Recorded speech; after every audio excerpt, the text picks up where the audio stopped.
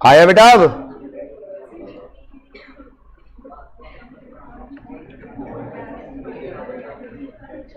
बेटा आया?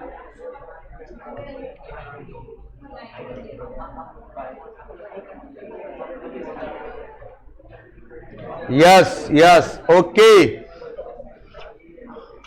यस। चलिए, तो हम बात कर रहे थे क्वेश्चन नंबर 2 की। देखिए, आपने थोड़ा वेट किया, थोड़ा प्रॉब्लम हो गई सिस्टम के अंदर, तो इसलिए करना पड़ा, इसको टाइम लग गया। क्या कह रहा है बेटा क्वेश्चन नंबर 2? एक बार समझो, ध्यान से समझो क्वेश्चन नंबर 2 दोबारा से। इफ कोवेरियंस एक्स वाई 15, अगर कोवेरियंस की वैल्यू कितनी है? 15 है। What restrictions should be put for standard deviation of x and y? तो स्टैंडर्ड डाइविएशन एक्स और वाई के लिए क्या पाबंदियां हैं? देखो, हम जानते हैं आर की वैल्यू कभी भी 1 से ज्यादा नहीं आनी चाहिए। अगर कोवेरियंस अगर आपका 15 है, तो नीचे इसका मतलब S D of x into S D of y, दोनों की जो मल्टीप्लाई है वो कम से कम 15 या 15 से ज्यादा आनी चाहिए। 15 या 15 ज्यादा। अगर नीचे 15 से कम आता तो आंसर 1 से ज्यादा आ जाएगा। तो नीचे क्या है? कम से कम 15 या 15 से ज्यादा। तो कौन सा आंसर है? B, the product of standard deviation should be more than 15, क्योंकि नीचे जो वैल्यू है वो 15 या 15 से ज्यादा आनी चाहिए। क्यों? क्योंकि अगर नीचे 15 लिखते हो तो 1 आएगा, या 15 से ज्यादा लिखते हो तो 1 से कम आएगा। उसने क्या कहा? 1 या 1 से कम आंसर आना चाहिए। अगर नीचे कम आ गया तो आंसर तो 1 से ज्यादा आ जाएगा। मान लो नीचे अगर आपने 15 की जगह 10 लिख दिया तो आंसर तो 1 से ज्यादा। तो नीचे क्या कम से कम कितना आना चाहिए? 15 या 15 से ज्यादा। तो 15 या 15 से मोर देन आना चाहिए। तो answer B is right answer. बात समझ में आई बेटा? चलिए, थर्ड क्वेश्चन पे आइए। अब थर्ड क्वेश्चन पे आइए। थर्ड क्वेश्चन क्या कह रहा है? If covariance between two variables, कि दो वेरिएबल के बीच में कोवेरियंस कितना बेटा? 20 है। तो अगर कोवेरियंस 20 है, if the variance of one variable, और एक वेरिएबल का वेरियंस 16 है। वेरियंस अगर 16 है तो एसडी कितना होगा? तो नीचे एक का तो एसडी 4 होगा। अब जो नीचे सेकंड वाली है एसडी ऑफ वाई की बात करूं मैं, वो कितना हो जाए? शुड बी वेरियंस, उसका वेरियंस या तो 5 एसडी होना चाहिए, तो वेरियंस कितना होना चाहिए? 25, या 25 से ज्यादा। कम कैसे होगा? 25 या 25 से ज्यादा। तो कौन सा ऑप्शन है? ए ऑप्शन है। क्योंकि नीचे अगर मान लो वेरियंस 25 होगा तभी तो ये 5 आएगा। 5 या 5 से ज्यादा तो वेरियंस होता है इसका स्क्वायर, तो 25 या 25 से ज्यादा। ये दोनों क्वेश्चन बेटा थ्योरिकल बेस्ड क्वेश्चन थे, लेकिन उसके लिए जिसका कॉन्सेप्ट क्लियर होगा। क्या कहा? आर की वैल्यू 1 से ज्यादा कभी नहीं हो सकती। तो नीचे जो है वो वही वैल्यू है भाई, नीचे कम से कम 20 या 20 ज्यादा आना चाहिए। अगर ये 4 है तो ये कितना हो जाए? 5 या 5 से ज्यादा।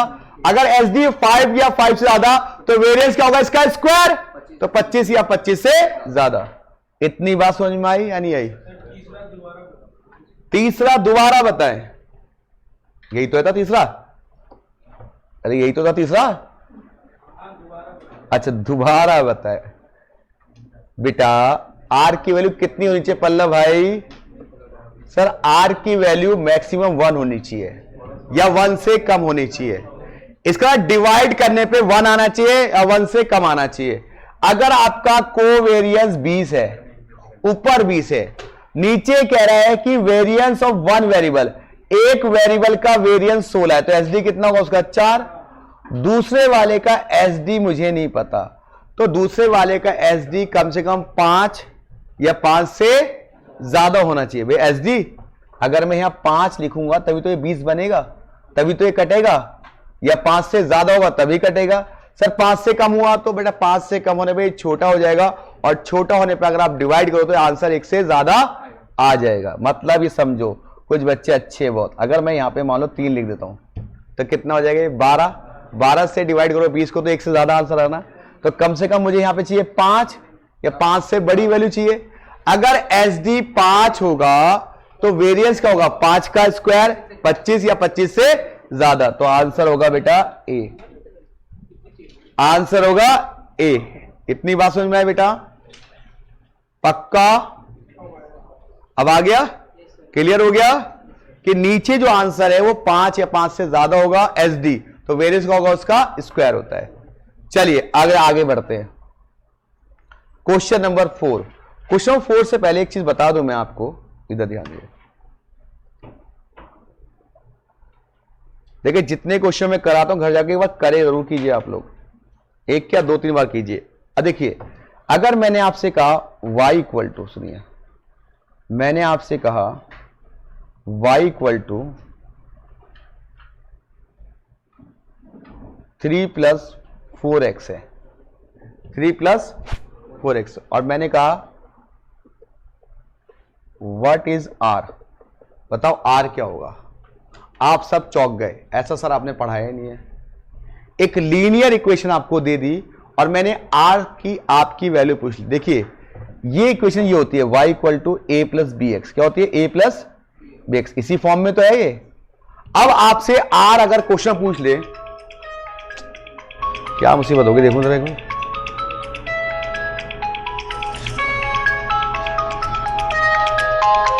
हेलो, हाँ जी बोलिए। सर ये स्क्रीन फुल नहीं शो रही सर, ये मतलब सेटिंग्स भी शो रही सर। सेटिंग भी शो हो रही है? ओहो कोई बात नहीं, सेटिंग को छोड़ दो यार, दिखने वो पूरा दिख नहीं आ गया क्वेश्चन। सर वो क्या है, थोड़ा छोटा शो हो रहा है सर। अच्छा चेक करता हूँ। सब दिख रहा है।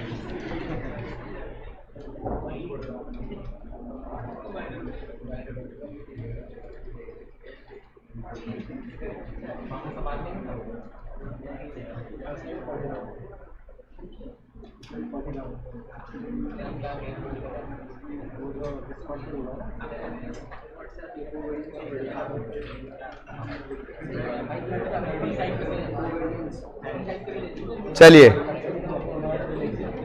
अब देखिए अगर आपसे क्वेश्चन आ जाए y इक्वल टू 3 + 4x, तो व्हाट इज r, r की वैल्यू क्या होगी? सुनिए ऐसा क्वेश्चन आता है तो हमें कुछ समझ में नहीं आता है, मैं आपको बताता हूं इसका तरीका। यहां पे देखिए जो x के साथ वैल्यू क्या है? 4, और यहां के अकॉर्डिंग b है।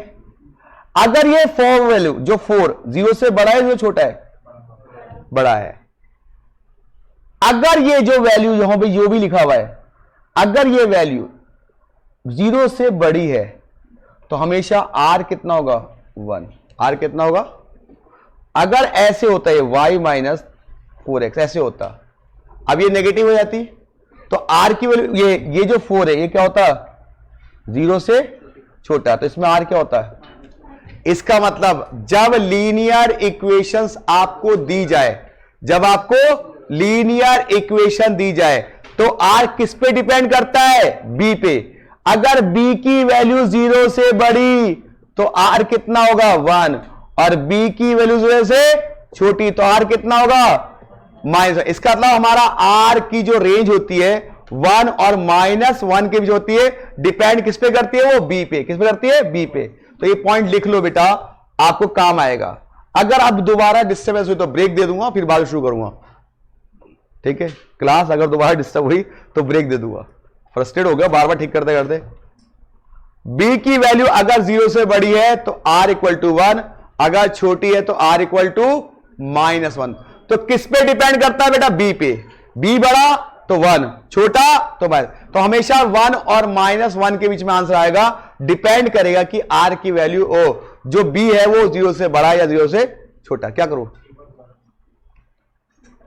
यही तो समझा दूं जैसे देखो अगर मान लो y इक्वल टू 3 - 4x है और y इक्वल टू 3 + 4x है, तो बेटा इसका कंपेयर इससे करेगा y equal to a + bx से कंपेयर करो।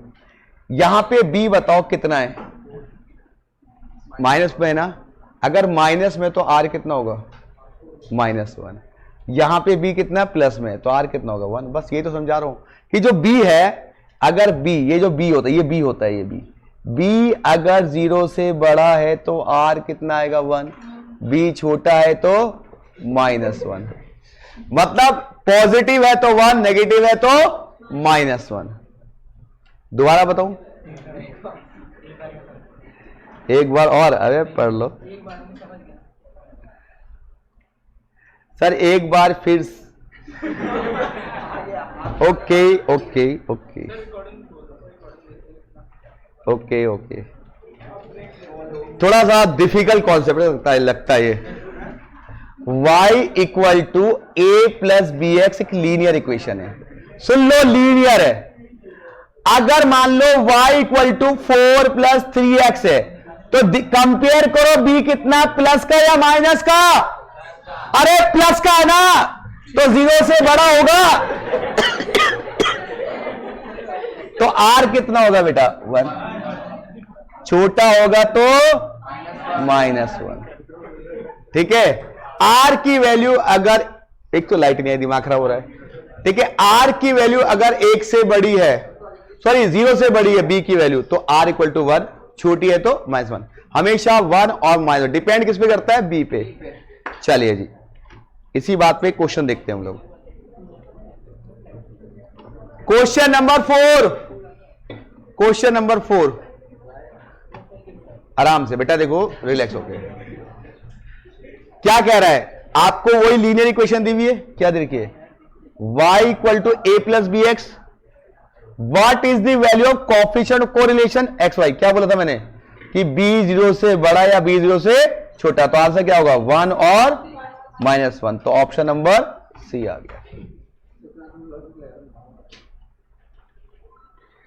चलिए कोई बात नहीं, कोई बात नहीं, आराम से कीजिए, जल्दीबाजी कुछ नहीं है।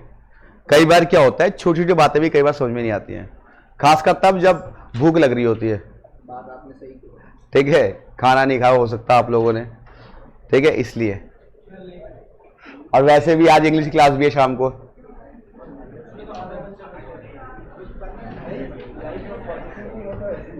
कह रहा है सर इंग्लिश क्लास घर जाके ले लो खाना खाते हुए।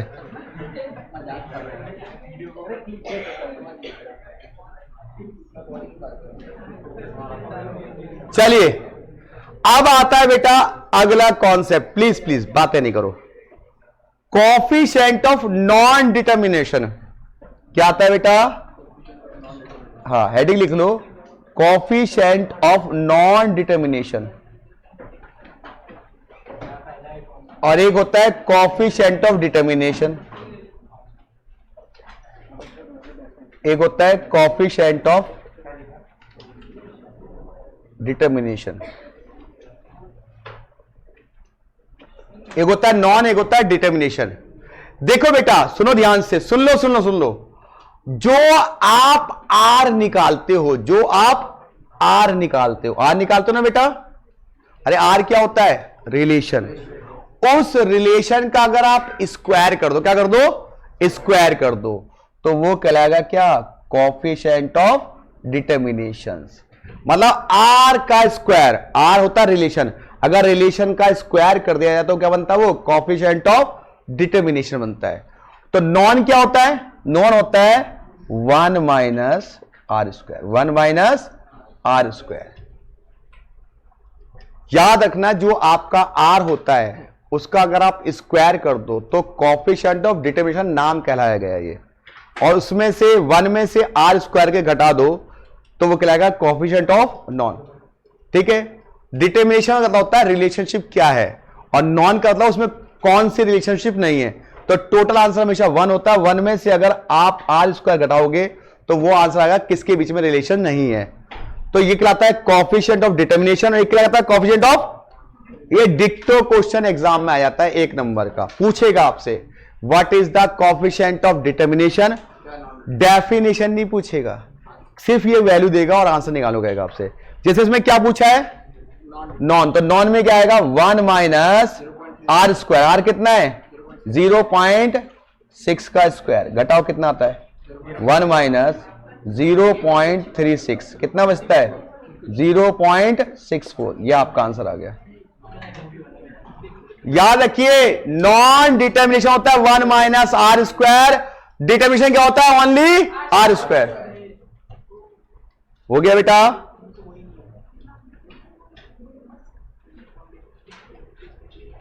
नेक्स्ट अटेम्प्ट टू इंग्लिश, हाँ बेटा नेक्स्ट अटेम्प्ट नहीं, न्यू सिलेबस वालों में इंग्लिश नहीं है। अगर आप में भगवान करे ना करे कोई रह जाए तो उसको इंग्लिश तो देनी पड़ेगी। तो ये मत सोचो इंग्लिश खत्म हो रही है। और इंग्लिश तो बेटा आसान है, पासिंग मार्क करवाएगी आपके, ठीक है।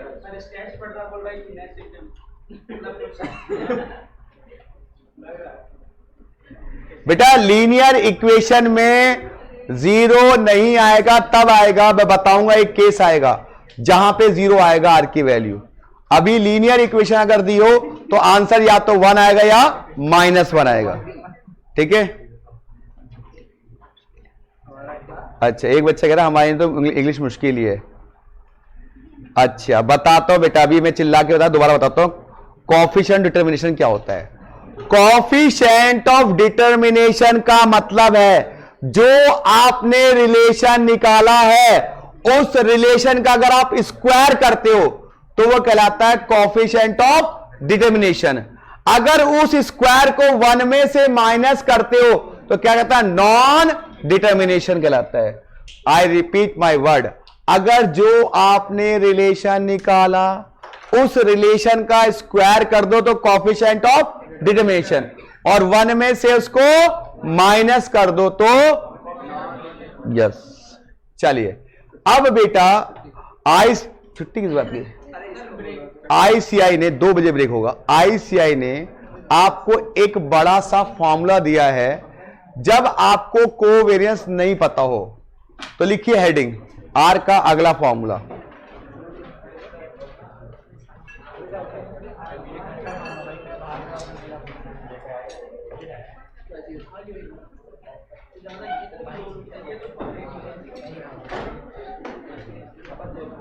केस नंबर 2, अरे व्हेन कोवेरियंस एक्स वाई, अगर कोवेरियंस एक्स वाई गिवन नहीं है और आपको आर निकालना है, क्या निकालना है, आर, अभी कराऊंगा, आर निकालना है, ठीक है। आर निकालना, आर मतलब रिलेशन निकालना है। ये था हमारा 11th क्लास में थोड़ा सा बड़ा सा फॉर्मूला। देखिए हम रिलेशन निकालते हैं कितने वेरिएबल में, 2 वेरिएबल में। एक वेरिएबल होता है हमारा एक्स, एक होता है वाई। अब आर निकालना है तो क्या करेंगे, ये दोनों वेरिएबल में पहले हो गई घुसम पट्टी। क्या हो गई, घुसम पट्टी। एक्स ने वाई को फोड़ दिया और वाई ने एक्स को फोड़ दिया। फॉर्मूला याद करने का तरीका बता रहा हूं आपको। एक्स ने किसको फोड़ दिया, वाई को, और वाई ने किसको फोड़ दिया, एक्स को। मतलब एक्स और वाई की घुसम पट्टी, मतलब मल्टीप्लाई कर दी। अब घुसम पट्टी हुई होगी तो चोट भी लगी होगी, चोट होगी तो क्या करना पड़ेगा, मरहम पट्टी। मरहम पट्टी का होता है समेशन, क्या कर दो इसका, समेशन। पहले घुसम पट्टी बाद में उसकी मरहम पट्टी। ये फॉर्मूला याद का तरीका बता रहा हूं आपको। वह एक्स वाई का याद करो, समझ में नहीं आएगा, बस याद रखना। हाँ सर घुसम पट्टी कराई फिर मरहम पट्टी कराई। जब दोनों में लड़ाई हो जाती है तो दोनों बात नहीं करते, नहीं दूसरे से, तू अपने रास्ते जा मैं अपने। अब दोनों जुदा जुदा हो गए कि भैया तू अलग मल्टीप्लाई कर, मैं अपनी अलग करता हूं, ठीक है। ये फॉर्मूला बता रहा हूं बनाना आर निकालने का। पहले क्या कराई आपने, घुसम पट्टी, बाद में क्या कराई उसकी मरहम पट्टी। अब जब मरहम पट्टी हुई, दोनों में दुश्मनी हुई, दोनों अलग अलग हो गए, तो वो अलग मल्टीप्लाई कर रहा है, अपना ऐड कर रहा है, वो अपना ऐड कर रहा है। होता है घरों में जब भाइयों में लगी जाती है तो एक भाई अलग दूसरा भाई अलग, वही हो रहा है यहां पे। आगे उसके बाद डिवाइड में दोनों ने अपना अलग अलग रूट निकलवाया। रूट एक और दूसरा रूट, 2 रूट डिवाइड में करेंगे बेटा। अब रूट में क्या आएगा, भैया एक्स कह रहा है कि मेरी वैल्यू का स्क्वायर कर और मेरे एक्स का होल स्क्वायर कर। इधर वाई कह रहा है मेरी वैल्यू का स्क्वायर कर और मेरे सिंगल वैल्यू का होल स्क्वायर कर। हाँ एक ही फॉर्मूला मेरे भाई, एक ही फॉर्मूला है। और यहां पे n से मल्टीप्लाई, यहां भी n से, और यहां भी n से, बस। कह रहा है सर इतना बड़ा फॉर्मूला, बस हो गया। फॉर्मूला है अभी, क्वेश्चन भी कराऊंगा इसके, यही है बस, ये सबसे बड़ा फॉर्मूला है।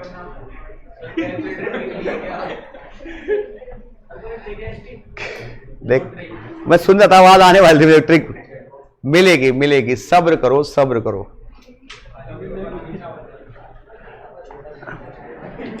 ट्रिक मिलेगी मिलेगी।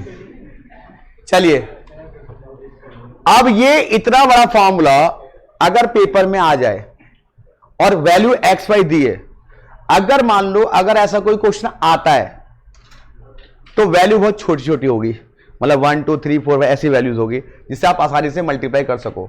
लेकिन अगर बड़ी वैल्यू दे दी जाए और ये फॉर्मूला लगाना पड़ जाए तो पहला मेरा सजेशन छोड़ देना, क्योंकि आपसे वैसे भी नहीं होगा, ठीक है। और 1 मिनट के लिए 5 मिनट चले जाएंगे, सर ऐसे कैसे छोड़ दे, 100 नंबर लाने हैं मैथ्स में। अब अगर ऐसा क्वेश्चन आता है, बड़ा क्वेश्चन आता है, तो अली सर बताएंगे इसकी ट्रिक कि वो क्वेश्चन बिना पेन चलाए कैसे सॉल्व होगा, ठीक है। अगर आता है तो उसमें कुछ ना कुछ ऐसी ट्रिक ऐसे देता है जिससे कि बच्चा क्वेश्चन जिसको वो पता होता है वो सॉल्व करता है, जिसे नहीं पता होता वो छोड़ने में भलाई है उसकी। अब वो तुम जानो भाई, आप कैसे बना लोगे, आप गुरुजी हो।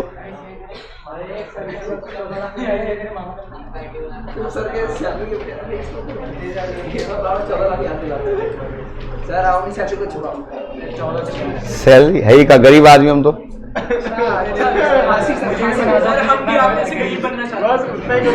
तथास्तु।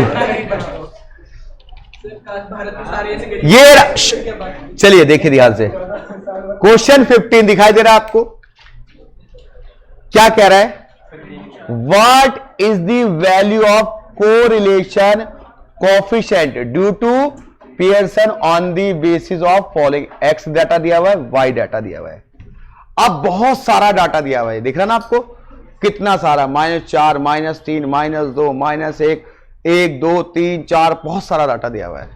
अब ये क्वेश्चन आ जाए और जिसको ट्रिक नहीं आती छोड़ दे, क्योंकि करने से टाइम वेस्ट होगा, एक पेज भरेगा उसके बाद भी आंसर भगवान वो आएगा नहीं आएगा भरोसा नहीं है। अब मैं बताता हूं, ऐसे क्वेश्चन आता है तो इसमें जिसको पता होता है वो ये क्वेश्चन आराम से बिना पेन चलाए कर लेता है। आप इस क्वेश्चन में ध्यान से नोटिस करना एक बात, एक वेरिएबल या एक से ज्यादा वेरिएबल जीरो जोड़ दिए होंगे। इस क्वेश्चन में एक वेरिएबल चाहे एक्स में हो चाहे वाई में हो, या एक से ज्यादा भी जीरो दिए हो सकते हैं। क्या इस क्वेश्चन में कहीं जीरो दिया हुआ है आपको? जहां जीरो दिख जाए तो आंसर जीरो ही होगा हमेशा। आर क्या होगा? ऑलवेज भी जीरो होगा। आंसर ऑलवेज भी जीरो होगा। आंसर ऑलवेज भी जीरो होगा, ठीक है। अगर एक वेरिएबल भी नजर आ जाए या एक से ज्यादा भी आ जाए आंसर जीरो होगा। और जिसे नहीं पता वो मल्टीप्लाई करता रहता है और एंड में आंसर निकालता है जीरो। याद रखो बेटा, जब ये क्वेश्चन आ जाए, और ऐसा क्वेश्चन 2 बार एग्जाम में आया हुआ है, जो नादान बालक है वो कहता बहुत बड़ा क्वेश्चन था और फाइनल आंसर होता है जीरो। जब भी एक वेरिएबल या एक से ज्यादा वेरिएबल आ जाए, जीरो हो, लेकिन चाहे एक्स में हो चाहे वाई में हो चाहे दोनों में भी हो तो चलेगा, लेकिन जीरो आएगा तो समझ लो आंसर भी कितना होगा? यार जीरो होगा। कार्ल पियर्स है बेटा। अगर जीरो ना हो तो वैल्यू छोटी होंगी, वो भी हम करके दिखाएंगे अभी आपको। फिर आपको मेथड लगाना पड़ेगा और छोटी वैल्यूज होंगे, ठीक है, वो भी करके दिखाएंगे आपको, उसकी चिंता ना करो। पहले बताओ ये बात समझ में आई, एक भी वेरिएबल जीरो मिल जाए आंसर क्या आएगा? जीरो आएगा। तो इसका आंसर क्या है? जीरो है। हमने ना पेन चलाया ना फॉर्मूला लगाया ना हमें कुछ, सीधे बता दिया आंसर जीरो है जी आपका। क्योंकि अगर मैं इसको नॉर्मल सॉल्व करता, अभी बताऊंगा सॉल्व करके कितने कॉलम बनाने पड़ते हैं, एक छोटा क्वेश्चन जो अगर आ गया तो, क्योंकि आपको आना दोनों मेथड चाहिए, ट्रिक भी आनी चाहिए और आपको अगर पढ़ जाए तो आप कर भी सको वक्त पे आ जाए। क्या सीखा आप लोगों ने? जब भी को रिलेशन वाला क्वेश्चन आया कार्ल पियर्सन का, और एक भी वेरिएबल आपका जीरो नजर आ जाए तो समझ जाना आर कितना है, जीरो है, रिलेशन ही नहीं है उनमें। ठीक है,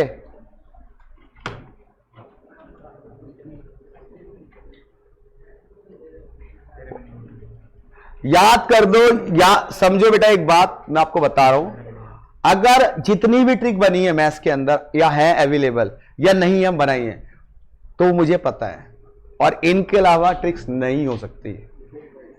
ठीक है, जितनी भी आईसीए की ट्रिक्स है जो हो सकती है वो सारी मैंने आपको बता रहा हूं, धीरे धीरे बताऊंगा, हर चैप्टर्स में बता रहा हूं। ये इसलिए बेटा देखो क्या होता है, मैं आपको बताऊं, आप लोग ना मैथ्स में क्या होता है मैं बताता हूं। हम लोग क्या करते हैं, जो नादान बालक जिन्हें प्लानिंग नहीं आती वो क्या करता है, चार पता नहीं 50 बार कर लेगा इंटीग्रेशन, आएगा 2 नंबर का। अरे 50 बार ये करना भाई जो ज्यादा नंबर का आता है, काहे को दिमाग खराब कर रहा है अपना, पहले वो कर जो पक्के आते हैं, 60 नंबर पक्के कर लो, उसके बाद 80 90 100 के हो जाओ, क्योंकि फर्स्ट प्रायोरिटी क्या है, ढोल बजाना, पास होना। अरे 100 लाके भी क्या मिलेगा, 50 60 आ जाए वही बहुत है, पास तो हो जाए फाउंडेशन में, क्योंकि असली इम्तिहान आपकी प्रैक्टिकल नॉलेज का होगा आगे जाके। मार्क्स आना अच्छी बात है, लेकिन नहीं आए तो बोले कि फेल होना बहुत गंदी बात है भाई। अगर पास 200 से भी हुए तो पास हो, आप सेकंड से पहुंच जाओगे। वहां पे आज की डेट में ऐसा नहीं है कि कितने नंबर, जरूरी नहीं है बेटा अच्छे नंबर लाके भी वो बच्चा निकम्मा रहता है, और कम नंबर लाके भी बच्चा स्मार्ट होता है, वो आगे बढ़ जाता है। तो मार्क्स जो है ठीक है, अच्छा लगता है, हमें भी लगता है हमारे स्टूडेंट 90 आए 95, लेकिन कई बार क्या होता है 90 95 वाला जिंदगी लाइफ में फेल होता है और 40 वाला आगे बढ़ जाता है। कई बार ऐसा होता है, ये जिंदगी का एक उसूल है, जो लाइफ में प्रैक्टिकल चीजें करेगा ना वही आगे जाएगा। और अल्टीमेट गोल क्या होता है, पैसा। बाद में कोई डिग्री नहीं मांगता, बाद में कोई नहीं पूछता। किसी ने पूछा है अंबानी की डिग्री, क्या बोलते हैं, ऊपर वाला मुझे भी अंबानी बना दे। कोई पूछता है डिग्री, भैया पैसा, जिसके पास पैसा आ रहा है वैसा ही बनना है, बस वैसा बनना आजकल। हम और आप तुम लोग ना, मानता हूं अभी इमोशनल हो गए, सर वैल्यू की नहीं है, तेल लेने की वैल्यू, पैसा आएगा तो ठीक, अदरवाइज कोई फायदा नहीं इस कोर्स का। आप क्यों आए हो, पैसा कमा लेना बाबू। अगर आपसे बोले कि ये सीए बन जाओ, नाम रख लो, 10,000 सैलरी मिले, सारे भग जाओ क्लास छोड़ के भी भग। तो अल्टीमेट गोल क्या हम सबका, पैसा। तो अभी बेटा 10-15 मिनट आधे घंटे का ब्रेक लिया जाता है, खाना वाना खा लो आप लोग, उसके बाद दोबारा क्लास स्टार्ट हो जाएगी। ओके, खाना वाना नहीं बेटा, कहीं भी हो सकता है, जीरो कहीं भी हो सकता है, मिडिल में नहीं है, कहीं भी हो सकता है।